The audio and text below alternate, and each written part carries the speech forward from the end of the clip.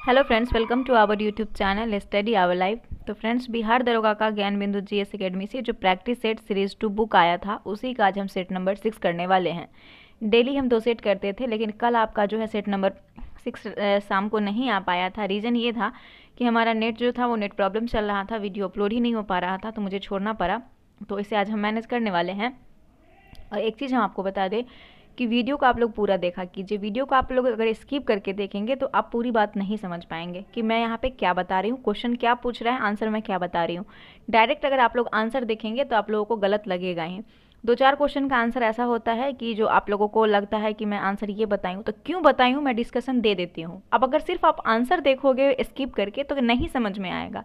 इसीलिए आप सभी लोग वीडियो को पूरा वॉच किया कीजिए, पूरा देखिए कि मैं क्या बता रही हूँ, किस लिए उस आंसर को टिक कर रही हूँ। ठीक है। बाय द वे, वीडियो अगर पसंद आए तो लाइक कर दीजिएगा। चैनल पे पहली बार आए होंगे, चैनल सब्सक्राइब जरूर कर लेंगे। चलिए हम सेट नंबर 6 को देखते हैं। तो सेट नंबर 6 का ये रहा पहला प्रश्न। पहला प्रश्न क्या पूछा गया है, देखिए कि निम्न में से कौन सा युग्म सही सुमेलित नहीं है। भारत शासन अधिनियम 1935 राज्यों में द्विसदनीय व्यवस्थापिका, ये स्टेटमेंट आपका सही सुमेलित नहीं है। ठीक है, तो इसको गलत कर दीजिए। भारतीय परिषद अधिनियम 1892 निर्वाचन का सिद्धांत, ये स्टेटमेंट सही है। भारत शासन अधिनियम 1919 प्रांतीय स्वतंत्र, ये गलत है। भारत परिषद अधिनियम 1909 उत्तरदायी सरकार, ये भी गलत है। भारतीय परिषद अधिनियम 1892 निर्वाचन का सिद्धांत से संबंधित है, ये सही है। 1891 में कांग्रेस ने जो अपने इस दृढ़ निश्चय को दोहराया कि जब तक भारत की जनता को उसके निर्वाचित प्रतिनिधि के माध्यम से विधानमंडलों में अपनी सक्षम आवाज़ उठाने की इजाज़त नहीं मिल जाती, तब तक भारत पर अच्छी तरह से शासन नहीं हो सकता। ठीक है, तो आंसर आपका बी जो है वो बिल्कुल करेक्ट आंसर है, सुमेलित है।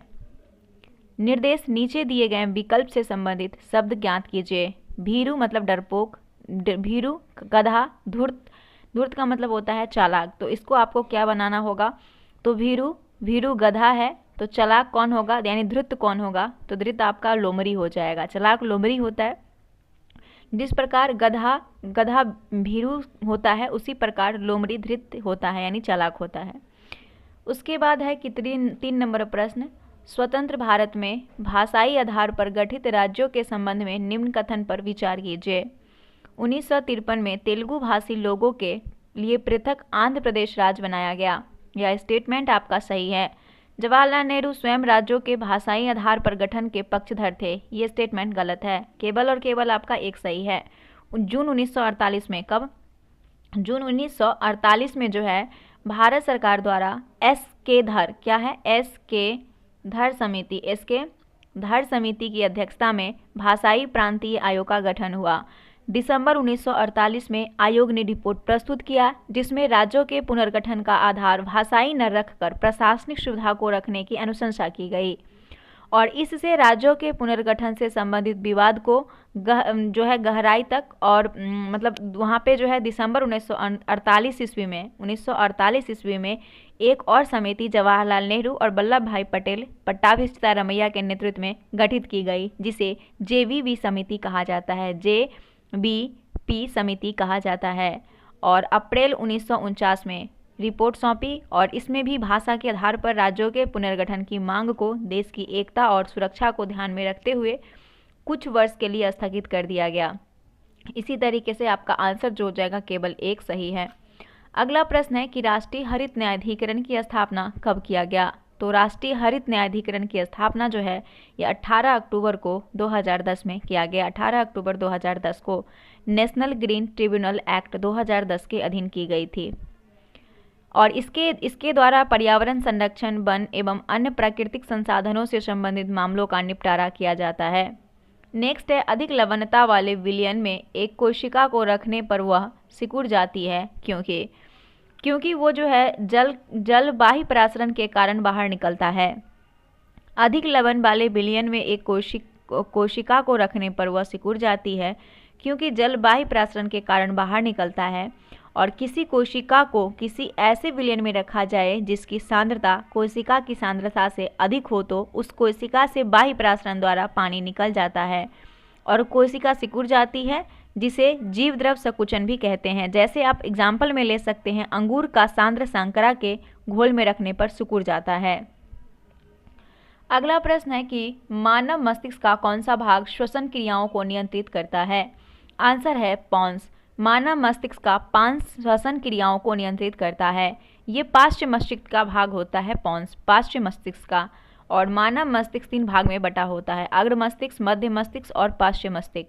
मध्य और पार्श्व मस्तिष्क को सम्मिलित रूप से मस्तिष्क स्टेम कहते हैं। अगला प्रश्न है कि निम्नलिखित में से किस वर्ष तक मंगलयान 2 को लॉन्च अपेक्षित है? आंसर हो जाएगा इसका ऑप्शन नंबर बी, 2024 में। मंगलयान 2 को अपेक्षित लॉन्च वर्ष 2024 तक निश्चित किया गया है। मंगल ग्रह के अध्ययन के लिए ऑर्बिटर, लैंडर और रोवर को भेजा गया है। वहीं मंगलयान प्रथम भारत का प्रथम मंगल अभियान था। मंगलयान प्रथम को 5 नवंबर 2013 को लॉन्च किया गया था और मंगल ग्रह को लाल ग्रह कहा जाता है।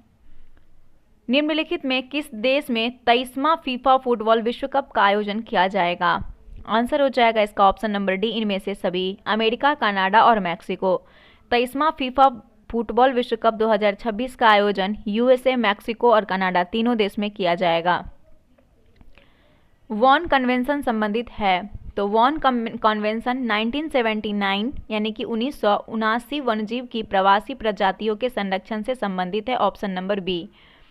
यूएनईपी द्वारा अन्य प्रशासित समझौते जैसे कि वन्यजीवों एवं वनस्पतियों की संकटापन्न प्रजातियों की अंतर्राष्ट्रीय व्यापार पर कन्वेंशन 1973।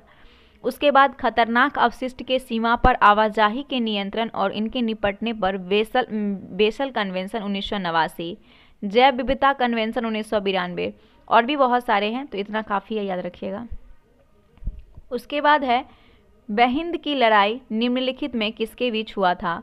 तो बहिंद का युद्ध 1008 से 1009 में मोहम्मद गजनी और आनंद पाल के बीच हुआ, जिसमें मोहम्मद की जीत हुई थी, ऑप्शन नंबर डी। बहिंद की लड़ाई 1008 से 1009 में मोहम्मद गजनी और आनंद पाल के बीच हुई थी, जिसमें मोहम्मद की जीत हुई थी। महमूद ने भारत पर 17 हमले किए थे, 17, और 1001 में जयपाल को हराकर महमूद ने इसे बंदी बना लिया, लेकिन बाद में छोड़ दिया। जयपाल के दिल में पराजय होने का बाद जो है वो काफ़ी चुभा था और इसने अपने आप को जलती चिता में जला दिया था, और उसके बाद उसका पुत्र आनंदपाल जो है वो राजा बनता है। अकबर ने इबादत खाना का निर्माण करवाया, तो आंसर हो जाएगा कि अकबर जो था इसने इबादत खाना का निर्माण करवाया था फतेहपुर सिकरी में। फतेहपुर सिकरी में 1575 ईस्वी में अकबर ने अपनी राजधानी फतेहपुर सिकरी में एक कक्ष में बनवाया, जिसमें इबादत खाना यानी कि प्रार्थना कक्ष इसे कहा जाता है। और इबादत खाने में अकबर धर्म तत्वज्ञों, रहस्यवादियों और अपने दरबार में आने जाने वाले विद्वान बौद्धिक जनों की गोष्ठियां आयोजित करता था। Choose the correct meaning of the idioms given below, spill the beams. यहाँ पे इस जो फ्रेज दिया है, जो आइडम्स दिया हुआ है, इसका मीनिंग आपको बताना है। तो यहाँ पे टू रिवील अ सीक्रेट हो जाएगा, यानी रहस्य को प्रकट करना, है ना, ये हो जाएगा रहस्य को प्रकट करना। ऑप्शन नंबर आपका आंसर हो जाएगा A, to reveal a secret, spill to beans. अगला प्रश्न क्या है, देखिए, ट्रांसलेट इनटू इंग्लिश। किताब पढ़ाई जाने को है, इसे ट्रांसलेट कीजिए। तो the book is to be taught, क्या हो जाएगा? देखिए यहाँ पे ट्रांसलेशन है, किताब पढ़ाए जाने को है, तो the book is to be taught, यहाँ पे हो जाएगा the book is to be taught. Taught मतलब होता है पढ़ाया, ठीक है। नेक्स्ट आपका रीजनिंग का प्रश्न है, यहाँ पे रीजनिंग बनाना है तो बना लीजिएगा। यहाँ पे आपका आंसर हो जाएगा बी, हो जाएगा 91, ठीक है। 91 कैसे होगा, देखिए यहाँ पे 6 × 8 - 8 कीजिएगा, कितना आएगा? 48 आएगा। इस दोनों को मल्टीप्लाई कीजिएगा तो 48, 8 माइनस कर दीजिएगा तो 40 हो जाएगा, यानी कि ये वाला आपका निकल के आ गया। फिर ये दोनों को गुना कीजिएगा, है ना, 21 और 25 को गुना कीजिएगा और -25 कर दीजिएगा, फिर इसको माइनस कर दीजिएगा, तो आपका निकल के आएगा 500 आंसर। इस तरीके से आपको बनाना है, आंसर 91 निकल के आएगा। 15 नंबर में मैथ का प्रश्न है, जिसका आंसर 16 दिन निकल के आएगा। 16 नंबर प्रश्न है कि हमारे सौर परिवार के संदर्भ में निम्नलिखित में कौन सा कथन सही नहीं है, यानी गलत है सौर परिवार के संबंध में। तो हमारे सौर परिवार के सभी ग्रह में पृथ्वी सघनतम है, यह स्टेटमेंट आपका सही है। हमारे सौर परिवार के सभी ग्रह में शनि का न्यूनतम घनत्व है, यह स्टेटमेंट भी सही है। हमारे सौर परिवार के सभी ग्रह में सर्वाधिक गुरुत्वाकर्षण बल बृहस्पति का है, सही है। मंगल जेवियन ग्रह है, ये गलत है। मंगल जेवियन ग्रह है, यह कथन सही नहीं है, क्योंकि मंगल जो है वो पार्थिव ग्रह के अंतर्गत आता है, पार्थिव ग्रह। और जेवियन ग्रह में बृहस्पति, शनि, अरुण, वरुण गैसीय ग्रह है और इनके बड़े आकार होने के कारण ये जेवियन ग्रह कहते हैं। जेवियन का अर्थ होता है बृहस्पति के समान। वही आपका पार्थिव ग्रह की मतलब जो होता है वो बुध है, शुक्र, पृथ्वी और मंगल, ये आपका चारों क्या है, पार्थिव ग्रह है। 17 नंबर प्रश्न देखिए, अधिक ऊंचाई वाली जगहों पर ऑक्सीजन का आंशिक दाब सतही स्थानों से कम होता है, अतः इन जगहों पर रहने वाले लोगों एवं आरोहकों के रुधिर और उत्तकों में ऑक्सीजन की सांद्रता निम्न हो जाती है। इसके कारण आरोहक कमजोर हो जाते हैं और स्पष्ट सोच नहीं पाते हैं। इन लक्षण को क्या कहते हैं? तो इन लक्षण को एनॉक्सिया कहा जाता है। इन लक्षण को क्या कहा जाता है? एनॉक्सिया। यह हेनरी के नियम का पालन करता है। किसके नियम का? हेनरी के नियम का पालन करता है। ऑप्शन का फास्फोरस का अपरूप निम्न में से कौन सा है? तो फास्फोरस का जो अपरूप है वो हो जाएगा आपका इसमें से वो उपयुक्त में से सभी, श्वेत फास्फोरस, काला फास्फोरस, लाल फास्फोरस, ये सभी आपका फास्फोरस का ही का अपरूप निम्न में से कौन सा है? तो ये सभी आपका श्वेत फास्फोरस, काला फास्फोरस, लाल फास्फोरस, सभी ये सभी आपका जो है फास्फोरस का अपरूप है। बात करते हैं श्वेत फास्फोरस का, जिसका अनुसूत्र होता है P4। श्वेत फास्फोरस के संपर्क में आने से फॉस्जान नामक रोग होता है, फॉस्जान नामक रोग होता है, जिससे जबरा की जो हड्डी होती है वो गलने लगती है और यह एक पारभासी श्वेत मोमी ठोस है। वहीं लाल फास्फोरस की अगर हम बात करें तो लाल फास्फोरस का सूत्र होता है P2 और श्वेत फास्फोरस को अक्रिय वातावरण में 573 केल्विन ताप पर कई दिनों तक गर्म करने पर यह प्राप्त होता है। लाल फास्फोरस को उच्च दाब पर गर्म किया जाता है तो काले फास्फोरस के प्रावस्थाओं की श्रेणी प्राप्त होता है और लाल फास्फोरस लोहे जैसे धूसर चमक वाला होता है। यह गंधहीन, अविषैले और जल एवं कार्बन डाइसल्फाइड में अभिलेय होता है। इसका उपयोग हम लोग माचिस उद्योग में करते हैं लाल फास्फोरस का। और रासायनिक रूप से लाल फास्फोरस श्वेत फास्फोरस की तुलना में बहुत कम क्रियाशील होता है और यह अंधेरे में दीप्त नहीं होता है। अगला है, क्षेत्रफल की दृष्टि से निम्न देशों का सही आरोही क्रम कौन सा है? तो क्षेत्रफल के अकॉर्डिंग रूस हो जाएगा विश्व में, जो क्षेत्रफल की दृष्टि से 10 बड़े देश देखेंगे, जिसमें से रूस आपका हो जाएगा सबसे पहले। रूस के बाद आपका कनाडा, फिर अमेरिका, फिर चीन, ब्राज़ील, ऑस्ट्रेलिया, भारत, अर्जेंटीना, फिर कजाकिस्तान, फिर अल्जीरिया, यानी भारत 7वें स्थान पे है। तो क्षेत्रफल की दृष्टि से आपको सही आरोही क्रम में बताना है तो सबसे पहले आप कजाकिस्तान को लेंगे, कजाकिस्तान, फिर अर्जेंटीना, फिर भारत और ऑस्ट्रेलिया। ऑप्शन नंबर सी हो जाएगा। जब अंतर्राज्यीय संबंध के संदर्भ में कौन सा कथन असत्य है? तो दिया है कि भारतीय संविधान में अंतर्राज्यीय संबंध के लिए अलग से कोई भाग तथा अध्याय नहीं है, ये सही है। उसके बाद दिया है कि संविधान का भाग 9 में अनुच्छेद 263 शामिल है, जिसमें अंतर्राज्यीय परिषद से संबंधित प्रावधान दिए गए हैं। यह स्टेटमेंट आपका गलत है, ये गलत स्टेटमेंट है। अनुच्छेद 262 नदी जल विवादों से संबंधित उपबंध का प्रावधान करता है, ये भी सही है। 1, 3 सही है, 2 आपका गलत है, तो 2 ही आपको आंसर करना है क्योंकि असत्य पूछा गया है। बात करते हैं संविधान का भाग 9 में नहीं है बल्कि भाग ये 11 में है, भाग 11 में है, तो ये गलत दे दिया है, ठीक है। और आर्टिकल कौन सा हो जाएगा? आर्टिकल आपका 262 नदी जल विवाद वाला, ये आपका सही दिया हुआ है। और आर्टिकल जो है ये भाग 11 के अनुच्छेद 263 में शामिल है, ये भी आपका सत्य है। भारतीय संविधान का अनुच्छेद 338 के क से संबंधित है, तो आंसर हो जाएगा इसका ऑप्शन नंबर डी, राष्ट्रीय अनुसूचित जनजाति आयोग। भारतीय संविधान का अनुच्छेद 338 क राष्ट्रीय अनुसूचित जनजाति आयोग से संबंधित है। 65वां संविधान संशोधन अधिनियम 1990 के द्वारा अनुसूचित जातियों एवं अनुसूचित जनजातियों के लिए एक पृथक आयोग की स्थापना की गई, पृथक आयोग की। यहाँ पे 22 नंबर रीजनिंग का प्रश्न है, आंसर क्या हो जाएगा इसे देखिए। आंसर इसमें से पूछना है कि कौन सा हो जाएगा, तो यहाँ पे आपको जो हो जाएगा ये आपका डी वाला आंसर निकल के आएगा, डी। अगला प्रश्न देखिएगा कि मैथ का प्रश्न है, बना लीजिएगा 23 नंबर, आंसर इसका भी डी है 23 नंबर का। 24 नंबर प्रश्न पूछा गया है कि मेरे घर से राजू का घर 2 किलोमीटर दूर है, इस वाक्य में कौन सा कारक है। व्याकरण का प्रश्न है, तो यहाँ पे मेरे घर से राजू के घर का 2 किलोमीटर दूर है, यह जो है आपादान कारक है, क्योंकि से जो है यहाँ पे से जो है आपका कारक चिन्ह से अलगाव का भाव उत्पन्न करता है, अलगाव का, है ना, अलग करने का मतलब। तो आंसर आपका डी हो जाएगा, आपादान कारक हो जाएगा। आपने पढ़ा होगा कर्ता ने कर्म को, है ना, कर्ता ने कर्म को करण से मतलब जिसके द्वारा कर्ता काम करे उसमें से वाला, संप्रदान को के लिए, आपादान से, जो से यहाँ पे आपादान में से जो होगा वो अलग होना होगा, ठीक है, और करण में जो अलग होगा जिसके द्वारा कर्ता काम करे उससे से हो जाएगा। करण और आपादान थोड़ा सा का अंतर है।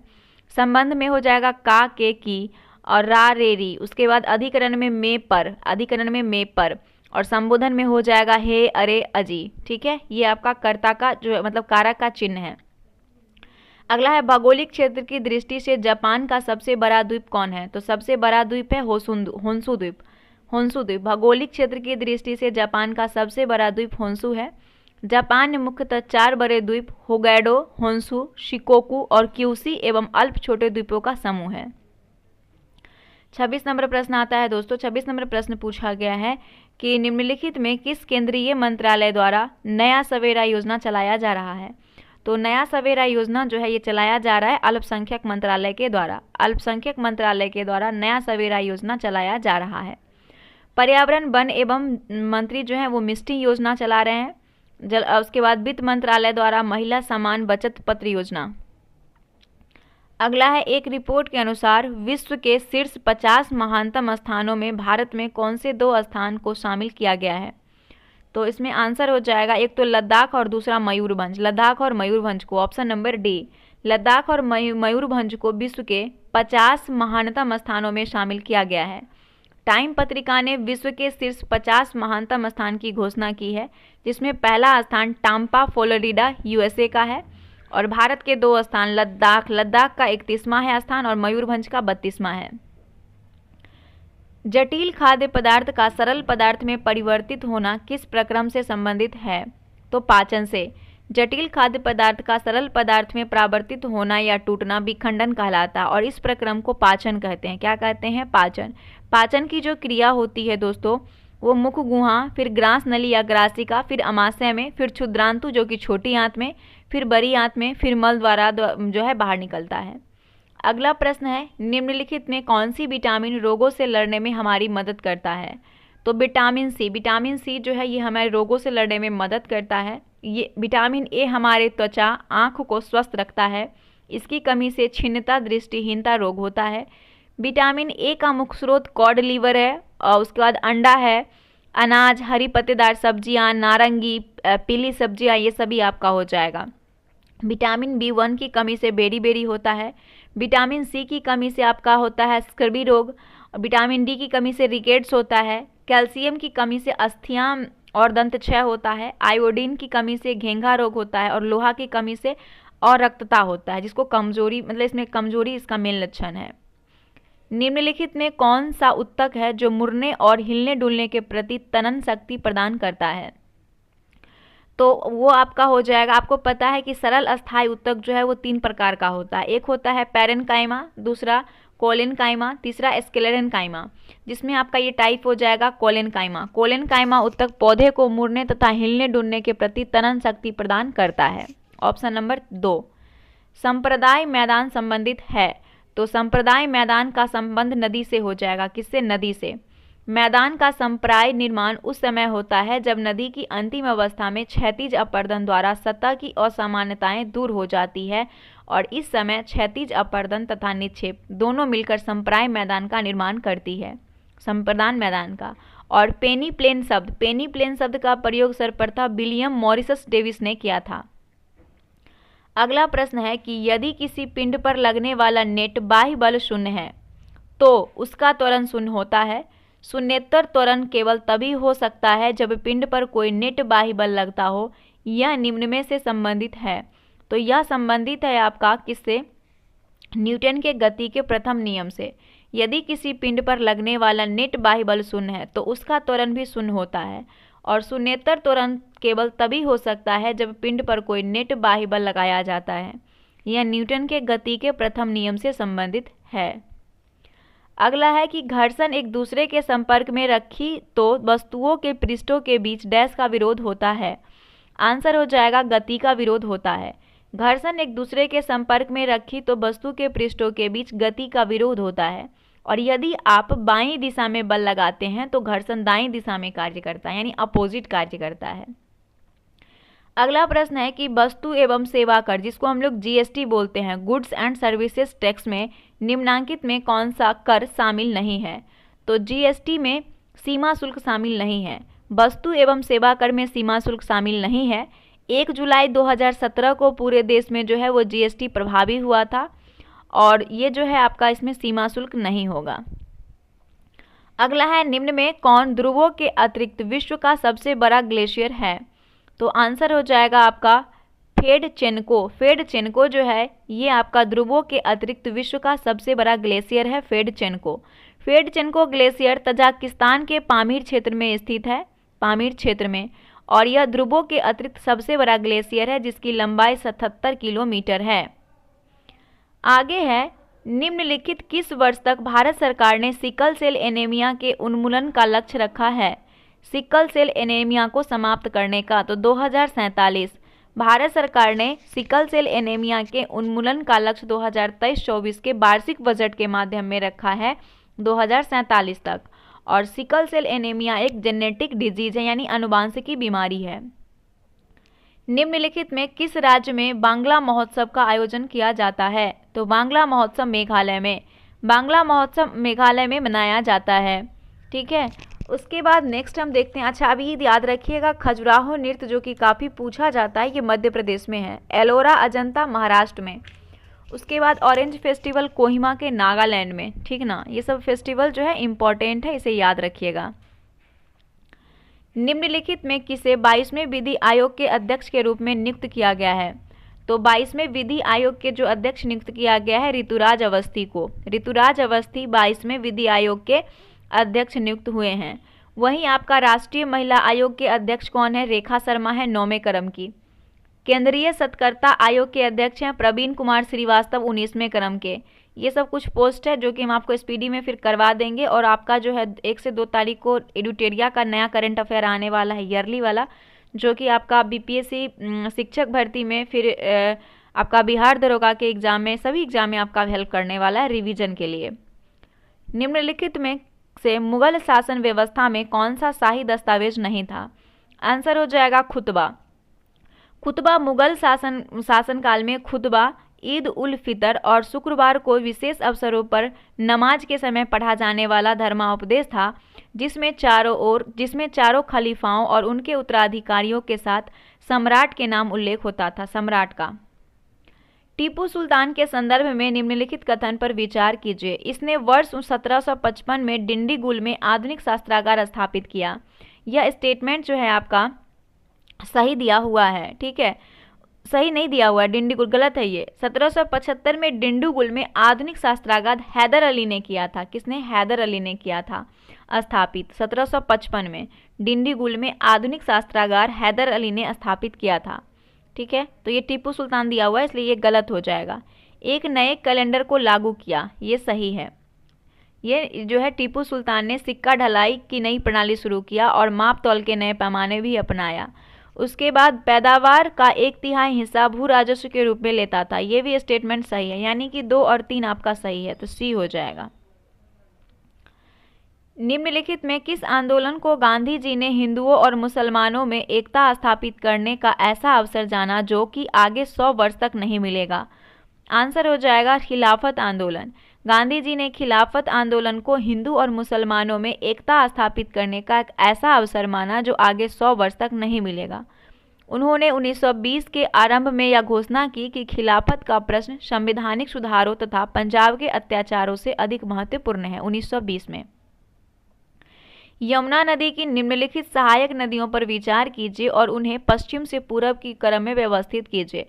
यमुना नदी के बारे में तो बात करें अगर हम यमुना नदी का दोस्तों, तो सबसे पहले आप देखिएगा तो हो जाएगा चंबल। चंबल के बाद आपका हो जाएगा चंबल के बाद होगा सिंध, सिंध के बाद हो जाएगा बेतवा, फिर आपका हो जाएगा केन। तो ये व्यवस्थित आपका ए हो जाएगा। यमुना नदी की सहायक नदी का क्रम पूरब से पश्चिम में आपका चंबल, सिंध, बेतवा और केन हो जाएगा। एक विद्यमान राज्य की सीमा को परिवर्तित कर एक नवीन राज्य बनाने की दृष्टि से 3 उपकरणों की आवश्यकता होती है वो। तो किसी भी राज्य की सीमा परिवर्तित को लेकर जो है तीन उपकरण की आवश्यकता होती है। वो 3 उपकरण जो है इसमें से क्या, वो 3 उपकरण क्या है? तो सबसे पहले दिया है कि राष्ट्रपति, संसद, सर्वोच्च न्यायालय। आंसर आपका इसमें से हो जाएगा राष्ट्रपति, संसद तो सम सही है, सर्वोच्च न्यायालय नहीं होगा, संबंधित राज्य के विधानमंडल होगा। संबंधित राज्य के विधानमंडल, राष्ट्रपति, संसद और संबंधित राज्य के विधानमंडल। Answer D. भारतीय संविधान में राष्ट्रपति शासन किस अनुच्छेद के अंतर्गत घोषित किया जा सकता है? तो 352, 356 और 365। इसमें से आपका जो पूछा गया है राष्ट्रपति शासन के संदर्भ में, तो राष्ट्रपति शासन का हो जाएगा। भारतीय संविधान में राष्ट्रपति शासन किस अनुच्छेद के अंतर्गत घोषित किया जा सकता है? तो 356 और 365, ऑप्शन नंबर डी। देखिए, भारतीय संविधान में राष्ट्रपति शासन 356 और 365 के अंतर्गत घोषित किया जा सकता है। राष्ट्रपति शासन को राज्य आपात या फिर संवैधानिक आपातकाल भी कहा जाता है। 356 अनुच्छेद के अंतर्गत 2 आधार पर घोषित किया जा सकता है। एक तो अनुच्छेद 356 में उल्लेखित है कि दूसरा अनुच्छेद 365 है। एक तो अनुच्छेद 356 में भी है और दूसरा 365 में भी है। 356 राष्ट्रपति को घोषणा जारी करने का अधिकार देता है। यदि वह अस्वस्थ है या फिर वह किसी भी स्थिति में आ गई है तो राज्य सरकार संविधान के प्रावधानों के अनुरूप नहीं चल सकती है। और 365 में कहा गया है कि यदि कोई राज्य केंद्र द्वारा दिए गए निर्देश का पालन करने या फिर उसे प्रभावी करने में असफल होता है तो राष्ट्रपति के लिए विधि संगत होगा कि वो उस स्थिति को संभाले जिसमें अब राज्य सरकार संविधान की प्रबंध व्यवस्था के अनुरूप नहीं चल सकती। तो दोनों आपका आंसर इसलिए सही हो जाएगा। निम्नलिखित में कौन सी नदी रिफ्ट घाटी या फिर भ्रंश द्रोणी से होकर बहती है? आंसर हो जाएगा इसका ऑप्शन नंबर बी, 2 और 4। 2 और 4 कहने का मतलब नर्मदा और ताप्ती। नर्मदा और ताप्ती जो है ये भ्रंश द्रोणी से होकर बहती है। निम्नलिखित किस संगठन के द्वारा ग्लोबल जेंडर गैप इंडेक्स जारी किया जाता है? तो ग्लोबल जेंडर गैप जो है ये जारी किया जाता है WEF के द्वारा। WEF के द्वारा जो यानी विश्व आर्थिक मंच के द्वारा जो है ग्लोबल जेंडर गैप को जारी किया जाता है। ठीक है, अगला प्रश्न आता है आपका कि अगला प्रश्न क्या पूछा गया है कि वन स्थिति रिपोर्ट 2021 के अनुसार किस राज्य में मैंग्रोव वन क्षेत्र की सर्वाधिक वृद्धि दर्ज की गई है? तो मैंग्रोव वन वृद्धि सबसे ज़्यादा वृद्धि पूछा गया है तो उड़ीसा राज्य में। कहाँ पे? उड़ीसा राज्य में 8 वर्ग किलोमीटर मैंग्रोव वन की वृद्धि हुई है उड़ीसा में। और सबसे ज़्यादा कहाँ पे है? तो पश्चिम बंगाल में है। प्रथम स्थान पे पश्चिम बंगाल, दूसरा में गुजरात है और केंद्र शासित प्रदेश में तीसरा स्थान अंडमान निकोबार का है। मतलब ओवरऑल में तीसरा स्थान है अंडमान निकोबार का। हाल ही में जारी फोर्ब्स के अरबपति सूची में मुकेश अंबानी को विश्व में कौन सा स्थान मिला है? तो 9वां। फोर्ब्स के अरबपति के सूची में मुकेश अंबानी को विश्व में 9वां स्थान मिला है। निम्नलिखित कथन पर विचार कीजिए। स्त्री केसर पुष्प के केंद्र में अवस्थित होता है। इसके आधार पर उभरा भाग अंडाशय, मध्य भाग वर्तिकाग्र, शीर्ष भाग वर्तिका है।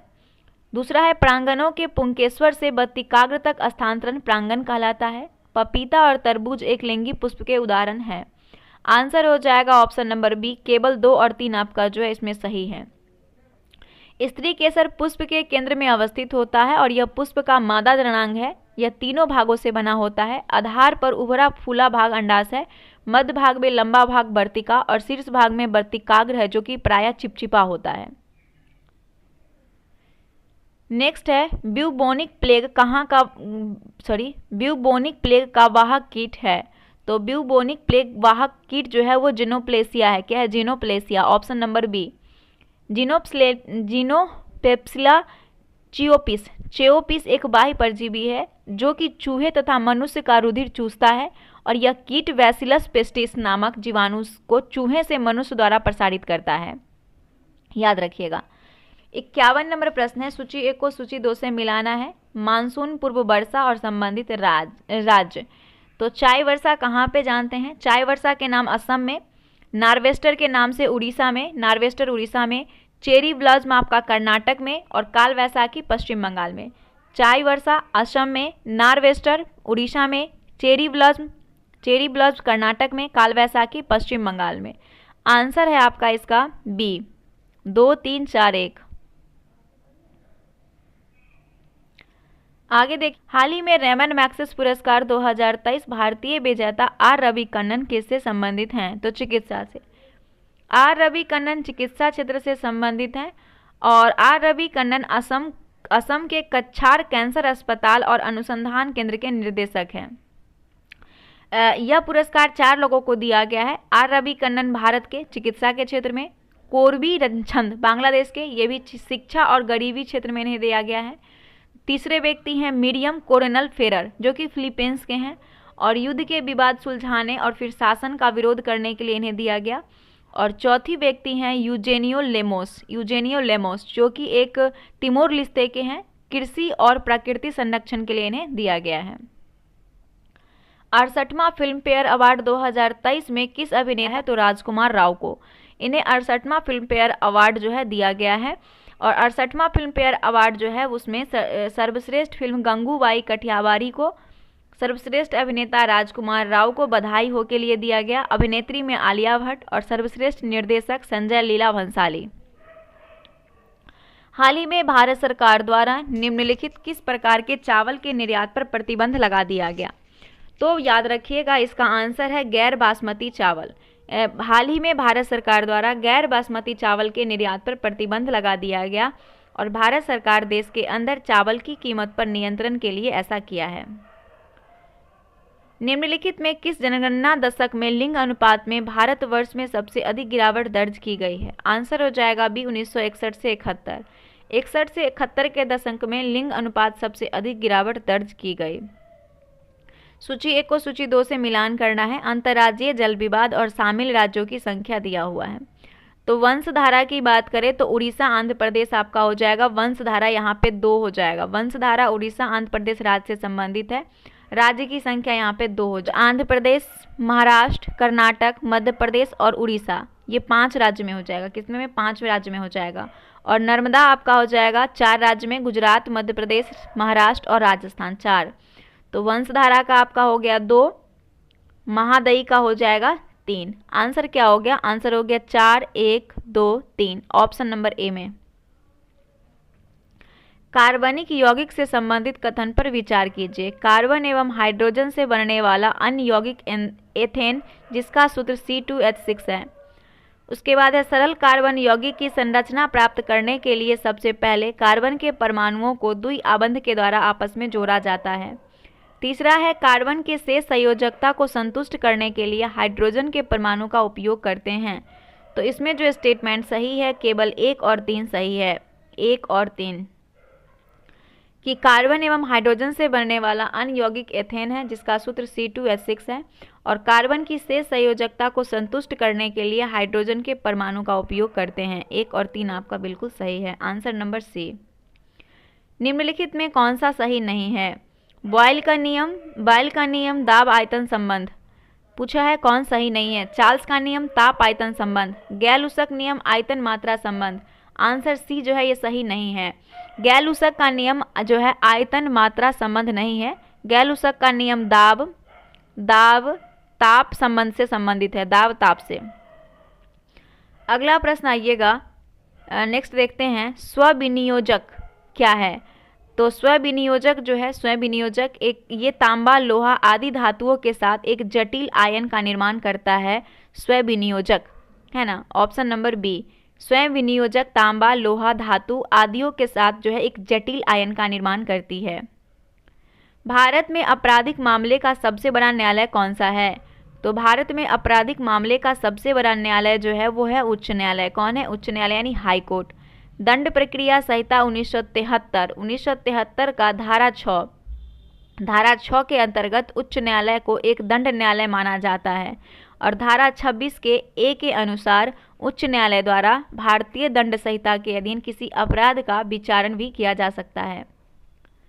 महिलाओं की गरिमा प्रभावित करने वाले आचरण जैसे गालियां देना, अश्लील गाना आदि के संबंध में भारतीय दंड संहिता किस धारा का प्रावधान है? तो धारा 294। दंड संहिता 294 के अंतर्गत सार्वजनिक स्थान पर गालियां देना, अश्लील गाने गाना जो कि सुनने में बुरे लगे हेतु दंडनीय अपराध है। हैप्टिक्स एक अवाचिक संप्रेषण का रूप है जिसका उपयोग होता है। तो आंसर हो जाएगा संप्रेषण हेतु स्पर्श करने में। हैप्टिक्स एक अवाचिक संप्रेषण का रूप है जिसका उपयोग संप्रेषण हेतु स्पर्श करने में होता है। मुखाकृति द्वारा अभिव्यक्ति यह अशाब्दिक संचार का एक रूप है जिसे मुखाकृति के द्वारा अभिव्यक्त किया जाता है। ठीक है, अगला प्रश्न क्या है कि निम्नलिखित में कौन सा जल प्रदूषक हैजा जैसे जन्म बीमारी का स्रोत है। आंसर हो जाएगा गंदा पानी। गंदा पानी हैजा जैसे जन्म बीमारी का स्रोत है। हैजा जिसे एशियाई महामारी के रूप में जाना जाता है, यह एक संक्रामक रोग है जो कि आंत को प्रभावित करता है, जो कि वाइब्रियो कोलेरा नामक जीवाणु के एंटेरोटॉक्सिन उत्पन्न करने के उपभेदों के कारण होता है। शब्दों में अक्षरों के क्रम को पढ़ने और कठिनाइयों का अनुभव करने का संबंध किससे है। आंसर हो जाएगा ऑप्शन नंबर आपका डी, डिलेक्सिया। शब्दों में अक्षरों के क्रम को पढ़ने में कठिनाई का अनुभव करने के संबंध में डिलेक्सिया है। क्या डिलेक्सिया। और डिस्कलेलुआ क्या है। डिस्कलेलुआ तो सीखने से जुड़ी एक विशिष्ट विकार है जिसमें बालक अंकों के बुनियादी बातें याद नहीं रख पाता है और गणित के सवालों को बहुत देर से समझता है, उसको कहते हैं डिस्कलेकुलिया। उसके बाद है डिस्ग्राफिया यहाँ पे है। डिस्ग्राफिया क्या होता है। तो डिस्ग्राफिया जो है ये एक प्रकार का अधिगम अक्षमता है जिसमें बालक लिखने में असमर्थ होता है। और डिस्प्रॉक्सिया जो होता है ये एक प्रकार का लर्निंग डिसऑर्डर है जिसके शिकार ज़्यादातर बच्चे होते हैं। भारत में लगभग 20% बच्चे इससे प्रभावित हैं जो कि बुक पढ़ना नहीं चाहते हैं। सामाजिक स्तरीकरण का अर्थ है। तो सामाजिक स्तरीकरण का अर्थ समाज का सामाजिक स्थिति के अनुसार विभाजन है। ऑप्शन नंबर सी। मनोहर शब्द की संधि क्या है। तो मनोहर शब्द में जो संधि है वो कौन सी है। तो मनोहर शब्द में संधि सबसे पहले मन जोर हर हो जाएगा, मनह जोर हर हो जाएगा, मनह जोर हर। तो न में हकार की मात्रा लगा है, मतलब मात्रा लगा है, तो ये संधि आपका बनेगा विसर्ग संधि है। कौन सी विसर्ग संधि है। अंग्रेजों ने राजघाट की संधि किसके साथ की थी। तो अंग्रेजों ने राजघाट की संधि जो की थी ये किया था आपका होलकर के साथ। किसके साथ। होलकर के साथ। पेशवा द्वारा अंग्रेजों की सहायक संधि को स्वीकारने के बाद होलकर अंग्रेजों से लड़ता रहा, है ना। बनारस में केंद्रित हिंदू विद्यालय की स्थापना किसके द्वारा की गई। तो एनी बेसेंट ने बनारस में 1898 ईस्वी में बनारस में केंद्रीय हिंदू विद्यालय की स्थापना की 1898 में। निम्न कथन पर विचार कीजिए, दिए गए कूट से सही उत्तर चुनिए। सदन के नेता के आग्रह पर लोकसभा अध्यक्ष गुप्त बैठक बुला सकते हैं। लोकसभा अध्यक्ष का यह कर्तव्य है कि गणपूर्ति यानी कोरम के अभाव में सदन को स्थगित कर दे। दोनों स्टेटमेंट में से आपका दोनों स्टेटमेंट जो है वो बिल्कुल सही है। दोनों स्टेटमेंट सही है। 24वें संविधान संशोधन अधिनियम 1971 के द्वारा अनुच्छेद 368 में संशोधित कर दिए गए प्रावधानों पर विचार करें। संसद को यह अधिकार है कि वो संविधान के किसी भी हिस्से, चाहे वो मूल अधिकार हो, संशोधन कर सकती है। राष्ट्रपति द्वारा संवैधानिक संशोधन विधेयक को मंजूरी दी जानी जरूरी है। कथन कौन सा सत्य है। तो इसमें से आपका कथन दोनों सत्य है, दोनों कथन सही है। संसद को यह अधिकार है कि वो संविधान के किसी भी हिस्से में, चाहे वो मूल अधिकार में, संशोधन कर सकती है और राष्ट्रपति द्वारा संवैधानिक संशोधन विधेयक को मंजूरी दी जानी जरूरी है। तूफानी चालीसा यानी कि रोरिंग फोर्ट्रेस के बारे में कथन पर विचार कीजिए। तूफानी चालीसा वो दक्षिणी गोलार्ध के महासागर में पाए जाने वाले शक्तिशाली पश्चिमी पवन है। यह स्टेटमेंट आपका जो है सही है।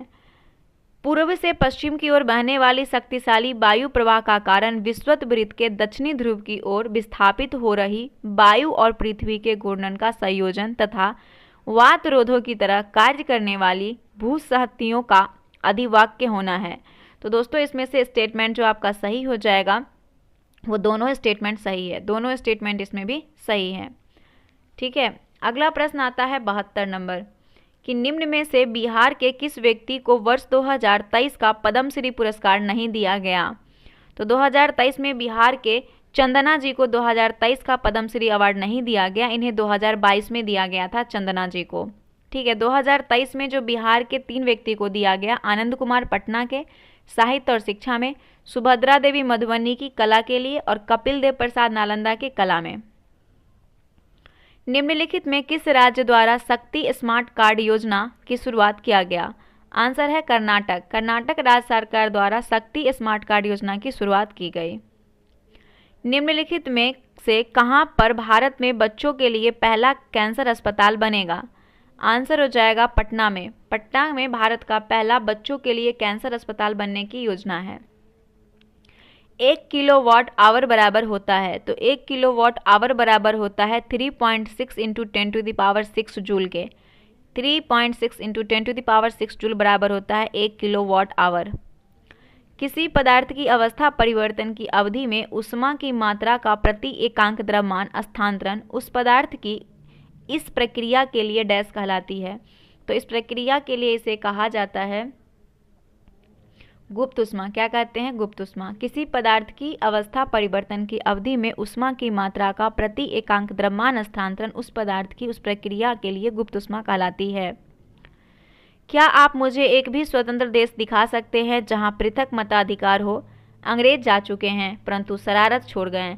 निम्नलिखित उपयुक्त वाक्य का संविधान सभा के बहस में कहा गया था किसने? आंसर हो जाएगा option number A, Sardar Patel ने।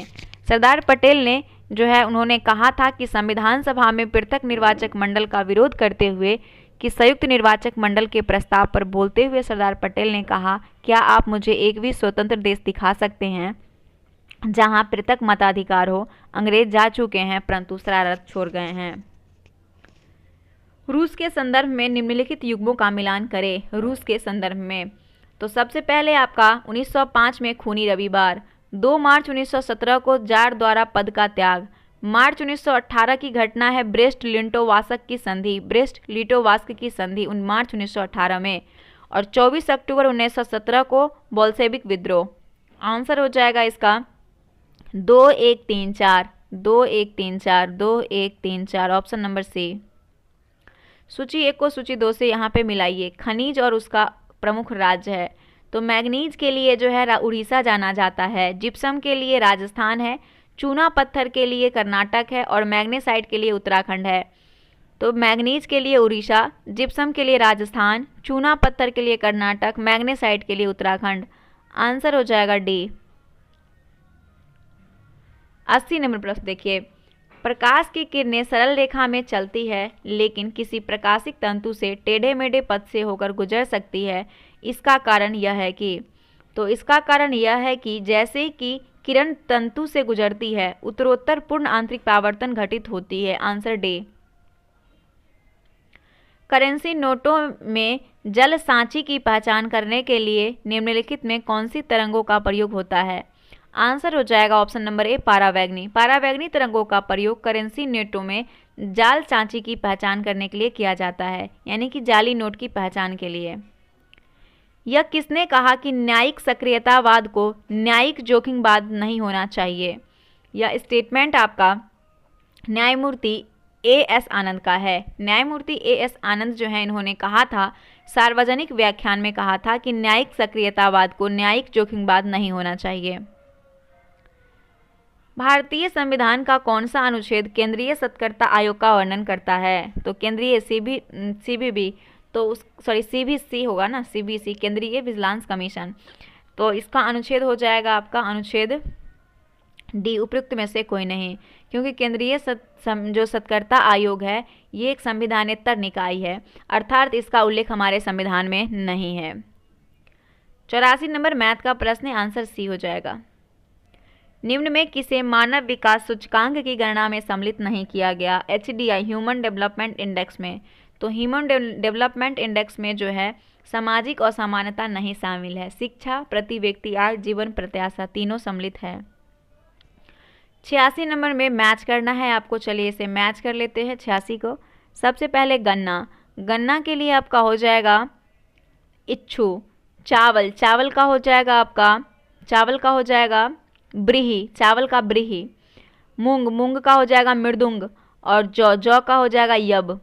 ठीक है, तो तो ये आपका जो सुमेलित है बिल्कुल सही दिया हुआ है, आंसर इसका डी हो जाएगा। किस ग्रंथ में उल्लेख है कि बिंदुसार के शासनकाल में अशोक ने अवंती महाजनपद जीतकर मौर्य साम्राज्य में मिला लिया था?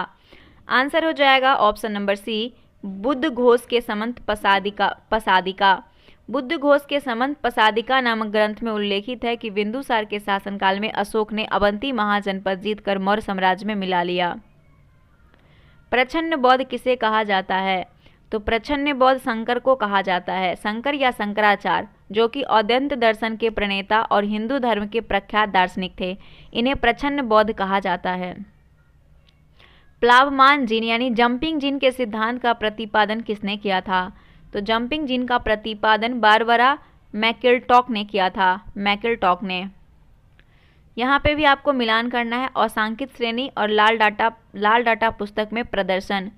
संकटापन को कौन से पत्र में रखा जाता है? तो लाल पत्र में। सुभेद को रखा जाता है अंबर पत्र में। दुर्लभ को रखा जाता है श्वेत पत्र में। और संकट से बाहर को हरित पत्र में। तो आंसर हो जाएगा इसका ऑप्शन नंबर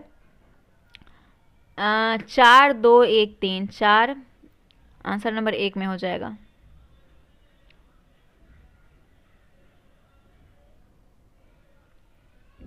निम्नलिखित को सार्थक क्रम में लिखिए। सार्थक क्रम में से सजाना है। तो सबसे पहले आप देखिएगा, तो इसमें सबसे पहले आपका क्या होगा? हिम नदी, जो कि ग्लेशियर से, फिर नदी का यानी नाला, फिर नदी, फिर समुद्र, फिर महासागर, यानी कि आंसर आपका हो जाएगा बी, 4, 2, 5, 3, 1। सूची 1 को सूची 2 से मिलाइए। सूची 1। दोस्तों सबसे पहले मेथोनोइक अम्ल की बात करें तो मेथोनोइक अम्ल किस में पाया जाता है? तो चींटी के डंक में। एथेनाइक अम्ल पाया जाता है सिरका में। ब्यूटारिक अम्ल पाया जाता है दुर्गंध युक्त मक्खन में। और कार्बोनिक अम्ल शीतल पेय पदार्थ एवं सोडा वाटर में। आंसर सी हो जाएगा, 2, 1, 3, 4 सी। भूस्थानिक प्रौद्योगिकी का उपयोग निम्न में से किसमें होता है? तो भूस्थानिक प्रौद्योगिकी का उपयोग जो है ये होता है आपका वेब या क्लाउड, नौवाहन, उपग्रह, सुदूर संवेदन सभी में होता है। निम्नलिखित में कौन विंबलडन 2023 में पुरुष एकल वर्ग का विजेता है? विंबलडन में कार्लस अलकराज। विंबलडन 2023 में पुरुष एकल वर्ग का विजेता कार्लस अलकराज है। भारत सरकार बाजरा की फसल 2023-24 के लिए न्यूनतम समर्थन मूल्य प्रति क्विंटल कितना रुपया में वृद्धि की? आंसर हो जाएगा 150 रुपया प्रति क्विंटल वृद्धि की है बाजरा में। निम्नलिखित में कौन सा जिला बिहार के सबसे पूर्वी भाग में स्थित है? तो बिहार के सबसे पूर्वी भाग कटिहार है। कौन है? कटिहार। कुचिपुड़ी किस राज्य का शास्त्रीय नृत्य है? तो कुचिपुड़ी जो है वो आंध्र प्रदेश का शास्त्रीय नृत्य शैली है कुचिपुड़ी। भारतनाट्यम तमिलनाडु दक्षिण भारत का शास्त्रीय नृत्य शैली है। कर मत दो का नारा दिया था। तो कर मत दो का नारा जो दिया था वो वल्लभ भाई पटेल ने दिया था। किसने? वल्लभ भाई पटेल ने। हुक शब्द का प्रयोग किया जाता है। तो हुक शब्द का प्रयोग क्रिकेट में किया जाता है। क्रिकेट में pitch, popping, crease, offside, over the wicket, leg break, leg side ये सभी उपयोग होता है। वर्षा वन अनुसंधान कहाँ स्थित है? तो वर्षा वन अनुसंधान जो है जोरहाट में। कहाँ पे? जोरहाट में है वर्षा वन अनुसंधान। ठीक है। और भारतीय वनस्पति संरक्षण कहाँ पे? कोलकाता में। तो ये सेट आपका एंड हो जाता है। उम्मीद करेंगे सेट आज का अच्छा लगा होगा। और सेट में जितना आप लोगों को नंबर आता होगा, आप सभी से हमारा रिक्वेस्ट है कि इस नंबर को आप लोग जरूर शेयर करें कि किन लोगों को कितना नंबर आया है इस सेट में। मिलते हैं नेक्स्ट वीडियो के साथ, तब तक के लिए धन्यवाद। जय हिंद, जय भारत।